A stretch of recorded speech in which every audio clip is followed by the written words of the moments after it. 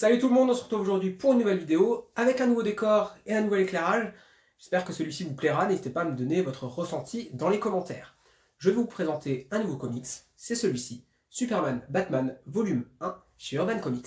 C'est écrit par Jeff Lobb, décidément je vous parle beaucoup de cet auteur et ce ne sera pas la dernière fois.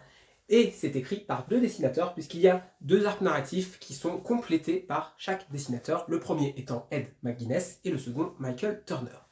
Quel est le postulat de base de Superman Batman? Comme vous pouvez vous en douter, il s'agit de faire une histoire qui va associer ces deux légendes, ces deux piliers de l'univers d'ici que sont Superman et Batman. L'intérêt ici, c'est de pouvoir créer une dualité, vraiment une opposition entre ces personnages envers ce qu'ils pensent, de la manière dont ils agissent, comment ils perçoivent le monde, et en même temps, ce sont des amis qui vont coopérer pour la même cause, la justice et l'ordre. Et ça, c'est beau, puisque tout commence, si je vous montre la première page, avec justement cette dualité. On nous montre les origines des deux personnages, avec chacun leurs pensées, qui sont bien évidemment très différentes l'une de l'autre. Il y en a une qui part vraiment d'un sentiment plutôt triste, et qui va devenir plutôt positif. La lumière, c'est Superman, bien évidemment. Et à l'inverse, Batman, qui lui avait une vie heureuse en tant que Bruce Wayne, et qui d'un seul coup a tout perdu. Et donc on va avoir ça avec notamment un code couleur très particulier, qui va tenir tout au long du récit.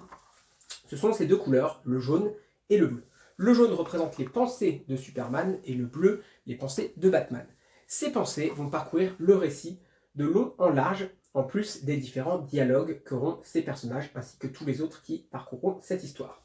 C'est le grand intérêt et c'est la grande réussite de cette œuvre, je trouve, c'est l'aspect intérieur, les pensées de ces personnages. Alors ces pensées-là, elles sont assez évidentes finalement, on s'en doute bien parce qu'on connaît ces personnages-là. Et je trouve qu'elles sont bien en accord avec ce qu'ils représentent. Il se passe pas mal de choses dans ce récit. Il y a plusieurs super-héros, il y a plusieurs super-vilains dans le premier arc. Et pour donner le pitch de ce premier arc, c'est très simple. Lex Luthor, ici, est président des États-Unis et il a décidé de rendre Superman ennemi public numéro 1. Batman, qui est à ses côtés à ce moment-là, va décider de se joindre à lui pour renverser la situation et prouver que Superman n'est pas une menace pour le monde. Ce qui va rendre Batman lui-même ennemi public numéro 1 ou numéro 2 associé à Superman. C'est donc un premier arc plutôt sympathique avec pas mal de personnages. Le trait est assez rond de Ed McGuinness. Alors Ed McGuinness, il a un trait qui a évolué au cours des années. Là, on est vraiment sur un Ed McGuinness très cartoony, très rond. Vous pouvez le voir là sur la couverture. Je vous montre encore quelques planches. Il y a pas mal d'actions, même beaucoup d'actions. Il se passe énormément de choses, on n'a pas le temps de s'ennuyer. Le récit n'est pas particulièrement profond, mais il met bien en avant les pensées des personnages. C'est vraiment sympa, je trouve. C'est un comics qui peut se mettre entre toutes les mains. Vous pouvez débuter les comics avec ce titre-là.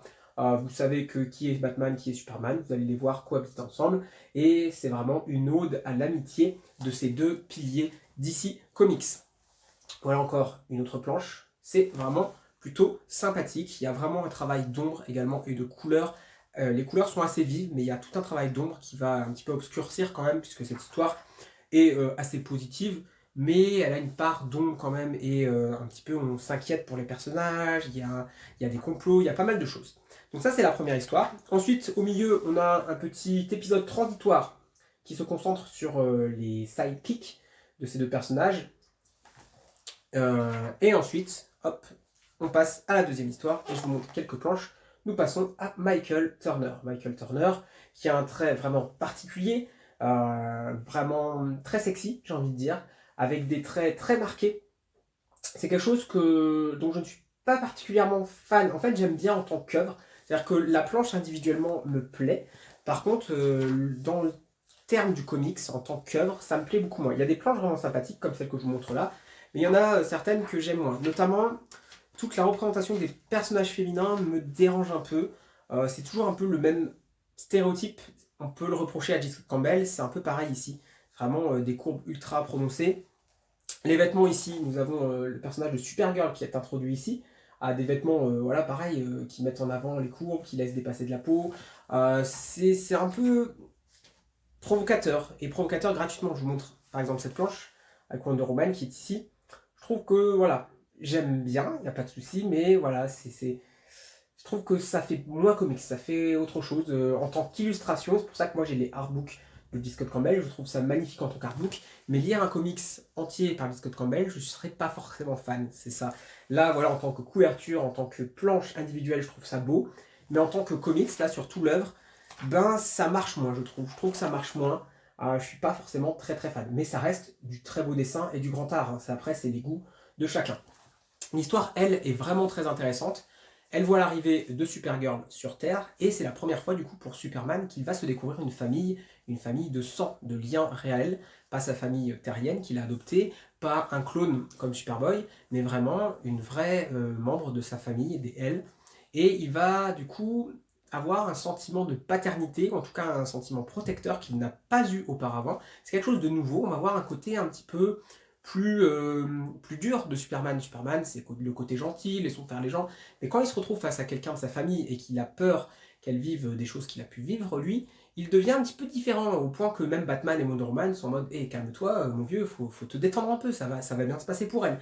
Et je trouve que ce côté-là de Superman est très intéressant, de montrer que Superman, quand on l'affecte directement, c'est comme quand on s'en prend à Lois Lane, il va perdre ses moyens. C'est un peu le seul moyen de l'atteindre, puisque Superman, il est quand même vachement posé comme gars, hein. Il va pas perdre le contrôle, il sait utiliser ses pouvoirs, parce que s'il voudrait, il pourrait tuer n'importe qui en 3 secondes, donc il se contrôle. Mais lorsqu'on s'en prend à sa famille, c'est une autre histoire. Et là, c'est un sentiment nouveau qu'il n'a pas eu. Il va y avoir plusieurs personnages qui vont intervenir, j'ai parlé de Wonder Woman notamment, Batman est encore là, puisque c'est le titre du comic, ce serait un peu bizarre qu'il ne soit pas là, et d'autres personnages dont je vous laisse la surprise, ce qui en fait une histoire très intéressante. Ces 2 histoires que vous avez dans ce livre ont été adaptées en film d'animation, les 2, et ces 2 films d'animation sont excellents, ça fait partie des meilleurs films d'animation, donc si vous avez la flemme de lire ça, ou que vous n'avez pas trop aimé les planches que je vous ai montrées par rapport au style de Ed McGuinness ou Michael Turner, vous pouvez vous diriger vers les dessins animés qui sont vraiment de bonne facture, avec un style passe-partout pour le coup, et vraiment c'est une bonne adaptation. Alors moi j'ai d'abord vu les films d'animation, et ensuite j'ai découvert les comics, c'est vraiment quasiment du copier-coller. Grosso modo, il n'y a pas de modification particulière dans l'histoire, du coup c'est du tout bon, c'est-à-dire que ça c'est très bon, l'anime est très bon, les deux, voilà, si vous avez vu l'un ou l'autre, c'est la même chose, donc c'est pas obligatoire de voir les deux, mais c'est quand même un bon comics, vraiment. Il est paru donc chez Urban Comics, il existe depuis pas mal d'années, hein, mais il a été réédité. Il y a un tome 2 par contre que je n'ai pas acheté, qui me tente pas particulièrement, je sais même pas de quoi ça parle pour le coup. Mais toujours est-il que ce volume 1, lui, est très intéressant. Il fait 336 pages, donc c'est un gros pavé comme vous pouvez le constater, et c'est une lecture plutôt tranquille, vraiment bon enfant. On passe un bon moment avec ça, c'est de la baston, de la castagne, de l'enquête, des trahisons, des alliances, il y a un peu de tout. C'est pas une lecture prise de tête, c'est du grand public, et c'est ce qu'on aime parfois lire sur Superman et sur Batman. Voilà, c'était Superman Batman tome 1, j'espère que cette vidéo vous aura plu, nous on se retrouve très bientôt, ciao.